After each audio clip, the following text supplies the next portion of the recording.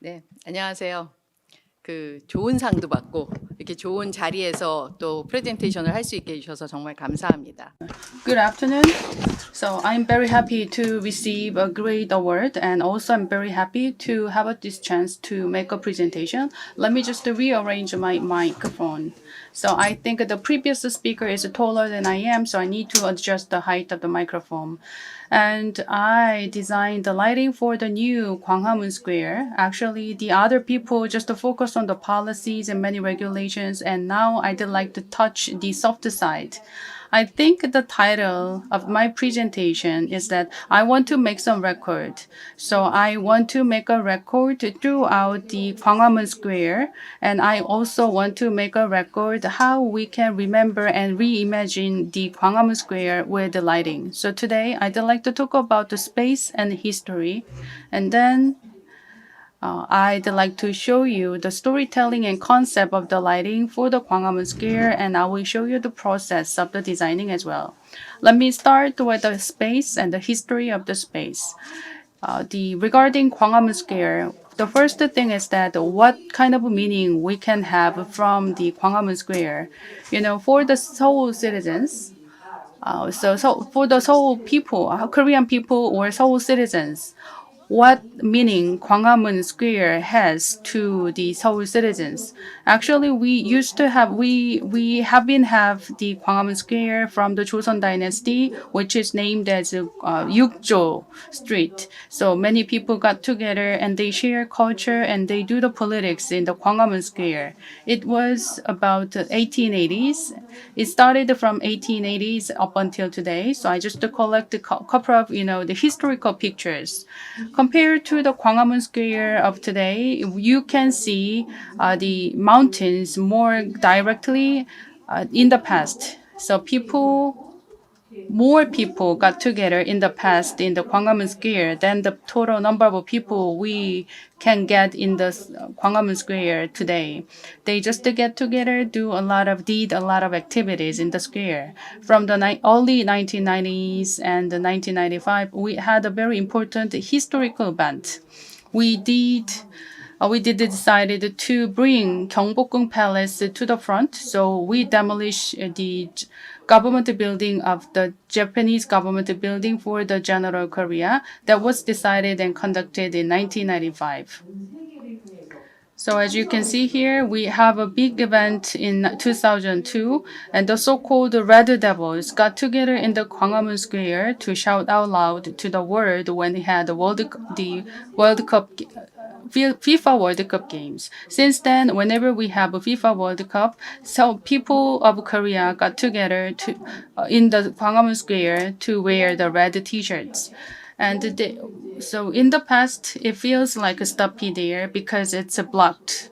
But in the 90s, we cleared the light and passed up the visuality here, and the Gyeongbokgung Palace come little front towards the square, but the middle of the Gwanghwamun Square has been blocked in the middle, and there are trees and the gate of the Gyeongbokgung Palace which blocked the Gwanghwamun Square. In the year of 2009, we create this space as a kind of a square. So this is the status when we are having the Gwanghwamun Square in 2009. And finally, we have a new Gwanghwamun Square very recently.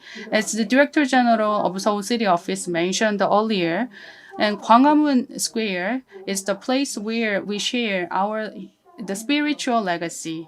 And actually, that's the place where we make some histories there. And also, people can go there to walk and take some rest. That is the new concept for the new Gwanghwamun Square. So we need to create some green area where people can take some rest and shelter underneath of the big trees. So for us, Gwanghwamun Square, I believe, has some different meaning from the past. So if you see the Chinese letters of Gwanghwamun, it means the gateway to the light. So in other words, people can feel and enjoy a new level of the hope throughout the light, and we can record some historic event with the light.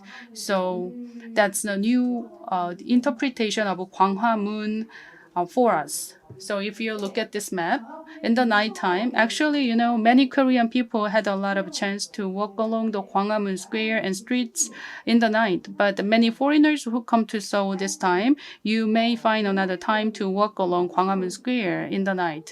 If you go there in the night, it looks very unique because it has very traditional facilities together with modern and sophisticated facilities as well. And also close to Gwanghwamun Square, there is a waterfront as well, which is named as Cheonggyecheon Stream. And it has a big road right next to the Gwanghwamun Square, which has a lot of traffic. Then how we can record and express Gwanghwamun Square and how we can encourage people to remember Gwanghwamun Square. And in the perspective, we just put a lot of thoughts on what should be most important element for people to remember. Our conclusion is access. The access starts from the mountaintop of Inwangsan, which is in the background of Gyeongbokgung Palace. And from the mountaintop, there is a straight line to the Gwanghwamun. So we believe it's important to inherit the spirit of the Jujakdaero, which started from the Joseon Dynasty. And also, we have to make a balance between fill and empty. And the second thing is that how we can make a harmony between the history and the modernity. So what we believe is that in the past, during the Joseon Dynasty, people got together at very hectic places and people communicate each other and exchange each other in the past over the Gwanghwamun Square. So this Jujakdaero, which is the old name of the Gwanghwamun Square, is very important for communication. So we believe the communication, one of the big important message we want to deliver through the Gwanghwamun Square. And there's a lot of lines for people to communicate. Then how can we narrow down the gap between the lines and communications of the past and present? So we sat down together with a landscape designer, and he and she believes they can use the medium of trees to narrow down the gap. So that there are vertical lines and that can be layered over with the trees. That's the landscape designer's idea. So our idea is that we can add the lights. So actually there's an underground passageway. So we can link the vertical lines to the passages going to the underground. Then people can walk along the lines and they can take a shelter and they can communicate each other, and many other activities can happen in this place. So when it goes to when the darkness comes down to this square, then all the lights that we design will be recreated, and then with the new lights there, we can have another set of activities in the nighttime. So that is the basic concept of lighting. So we call that a rise. There is a sky and there is open space and sunken and the surface. The every single layers of lights have been accumulated over the spaces. So we remember something that happened in the past, and we also dreaming about something for the future. So instead of filling the space with light, when you are saying the lighting design, it's very artificial. But if you consider light, that's very natural. That just comes somewhere else and make people feel comfortable. So that is our concept. So instead of lighting, we just focus on light itself. So the first thing is that instead of projecting the light from the top to bottom, we just try our best to hide the lighting fixture. So if you go there, it might be very hard for you to find the lighting fixture. We try to lower the fixture height and hide the lighting fixture. And the second thing is that instead of lighting functionalities, we focus on make people feel comfortable. And third thing is the contrast. Some people find contrast uncomfortable. However, contrast is also important because if you are making good contrast, then people can enjoy light against the darkness. And the fourth is that there is a lot of media facets, and the media facets can create dynamic space and dynamic sense, so people can do a lot more diverse activities doing there. Then how we can realize all the concept in a Korean way? As I mentioned earlier, Gwanghwamun means very traditional Korean the meaning, such as the gateway to the light. So we think about very Korean traditional the sketch and the drawing, and that the traditional drawing focuses on the dance and the light. So we try to make a balance between darkness and light, and we can control the density and the empty and fill. So we decided to control of that. It's like a deep, link, and soft. So deep is like we just put intensity of small scale lights. So small scale, high density lights will be distributed, and the link is more like the background light.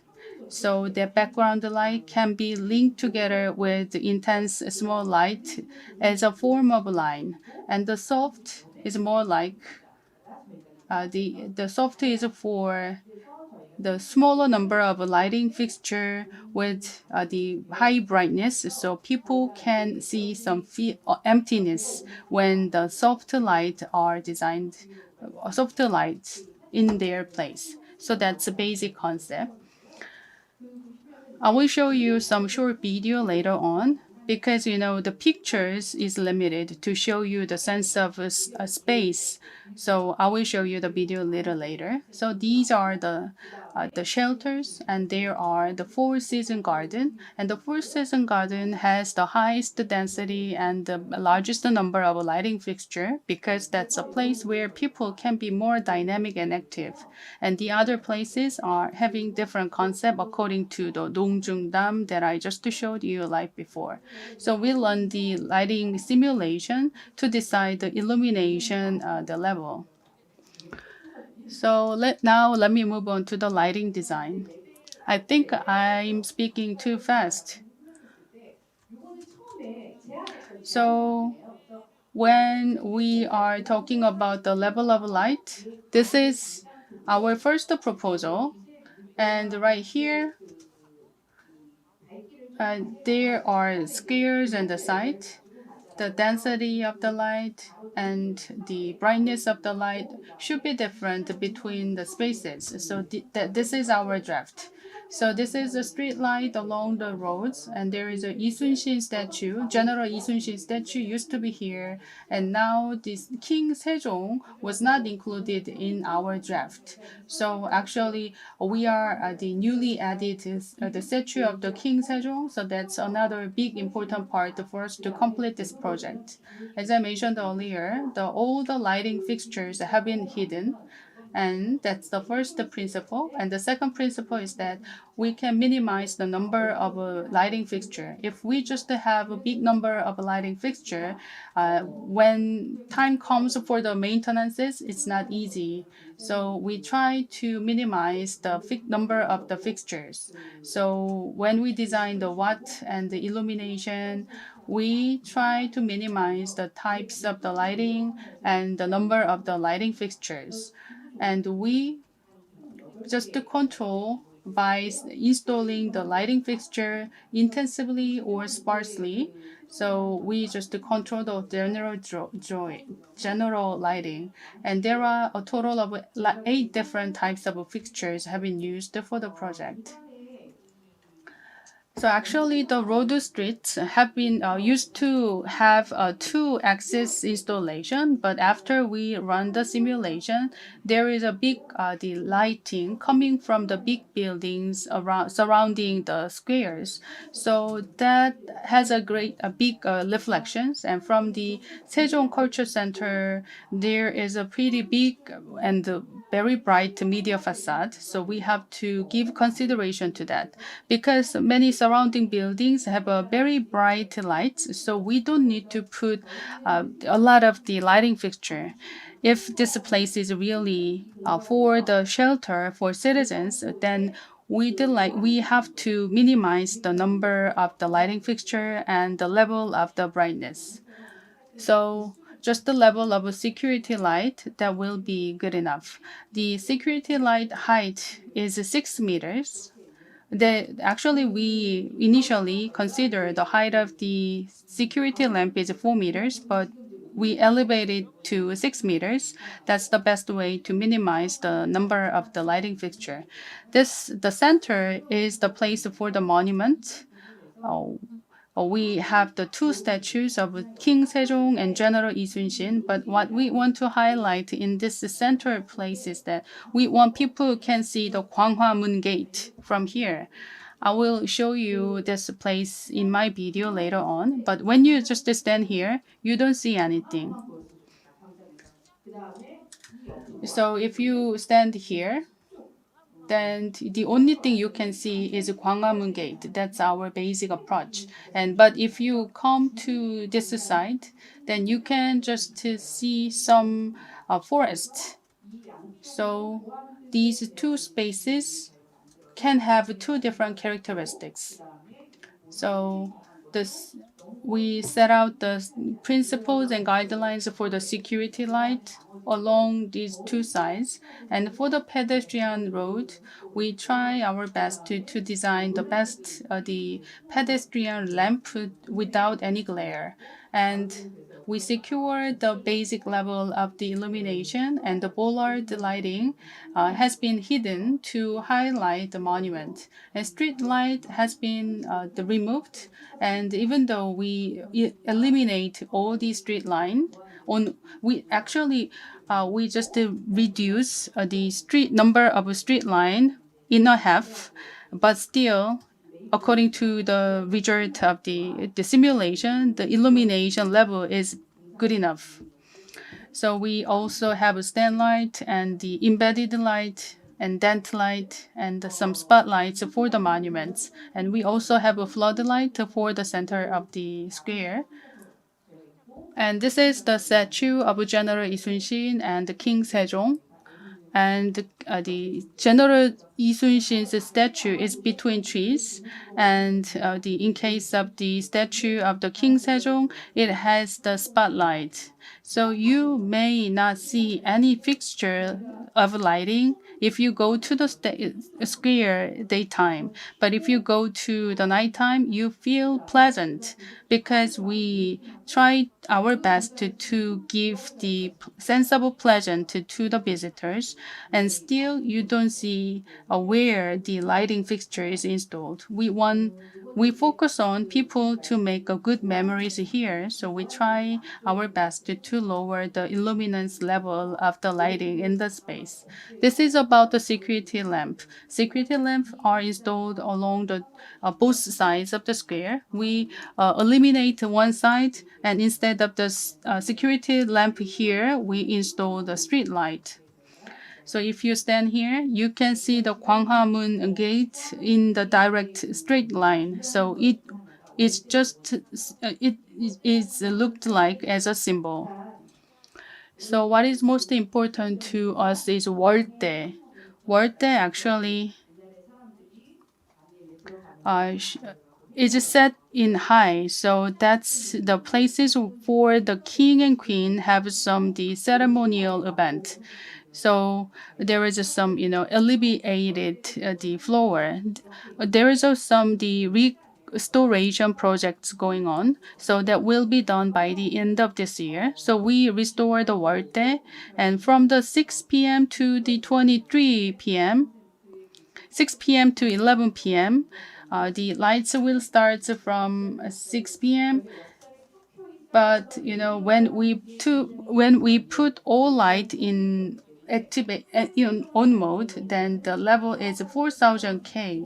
So the design, one of the important design concept is the layered over all different stories of the history. So instead of giving one simple unique the appearances, we try our best to give multiple and diverse appearances of the space through the light. So the names have changed from the stage when we design. Actually, this is called as Time Garden because this is based on the history. This is a Time Garden and this is a history square. So each space has a different names, but we have changed some of the names for the space, so it might be confusing because we have changed the design in the middle. So that's another point that I want to highlight. We just changed the design here as a cut-off style, and there is a waterway of history. People just put their foot in the summer and they can see the names of the historic figures to show that there actually, this picture doesn't show that, and it doesn't show the full picture of the square as of today, but it starts from here to the fountain, and along the waterway we create some design. And you have to see the waterway for this, the waterway of the history side, and but the other side should have some the emptiness.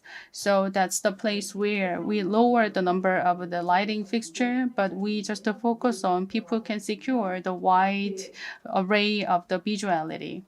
And this is Time Garden. And if you go into the Time Garden,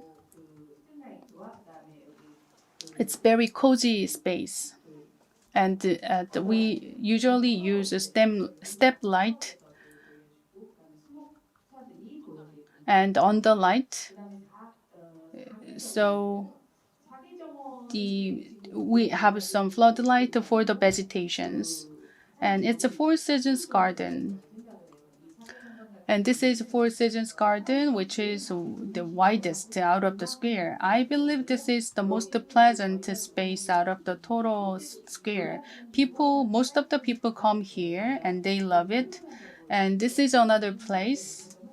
This is a bollard. The size of the bollard has become smaller, and we just highlight it right here for people to see on this image.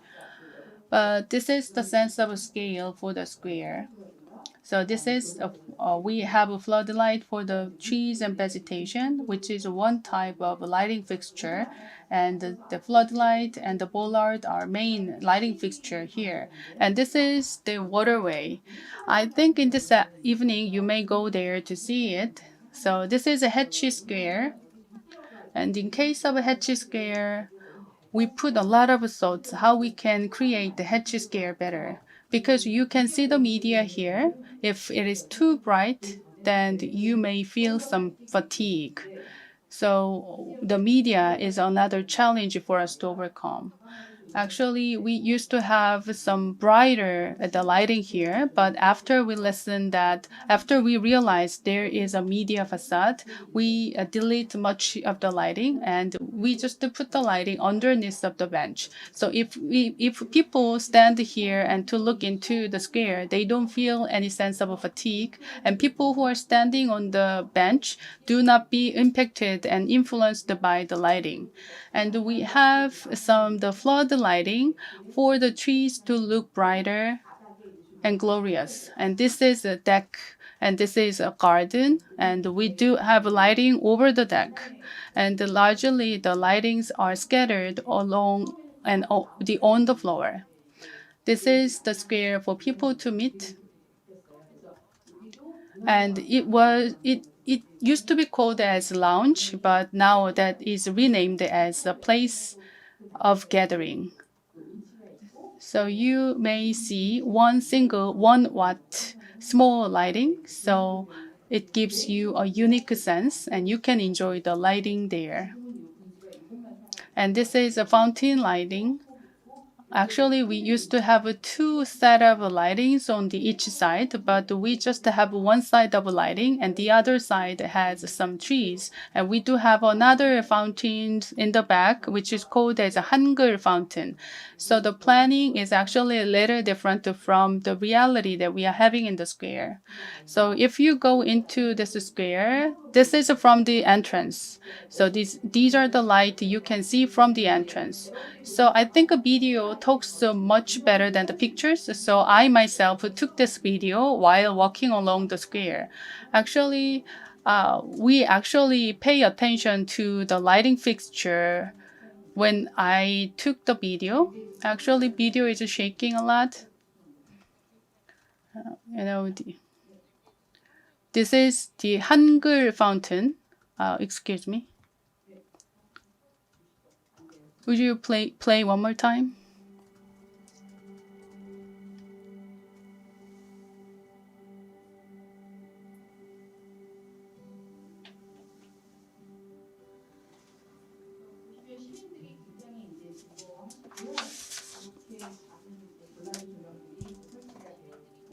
Citizens are very happy when they get into this space, and the small size bollard lightings are installed, and the lighting for the fountain is actually designed and controlled by the fountain designers, and these are the RGB, which is different from other our planning. So the actually the spaces are brighter here, so we just scatter the lighting on the floor only. And these are the squares and square steps, Gwanghwamun steps. And we just put very light lighting here because the media is very strong and people can enjoy the contents displayed on the media. This is King Sejong statue. We have a double layered of the lighting. We just have the up lighting on the bottom and also another up lighting too bright to bring the light on the face of the King Sejong. And these are the floodlight for the trees and vegetation. And if you go to the back side of the King Sejong, that's the Haechi Garden. You can see a lot of promotional videos there. And these are the cultural shelter. And we do have indirect lights. Actually, very strong light are coming from the Sejong Cultural Center. So without much lighting, we can enjoy this space a lot. And we do use a lot of the indirect lightings here. And these are the Four Seasons Garden. As I mentioned earlier, we usually, because the surrounding environment is pretty bright, so we can secure enough illumination and people can just walk along pleasantly. So these are the people can see and view the whole, the square right here. This is the water passageway, and it can go to the front and go to the other side until the Hangul fountain.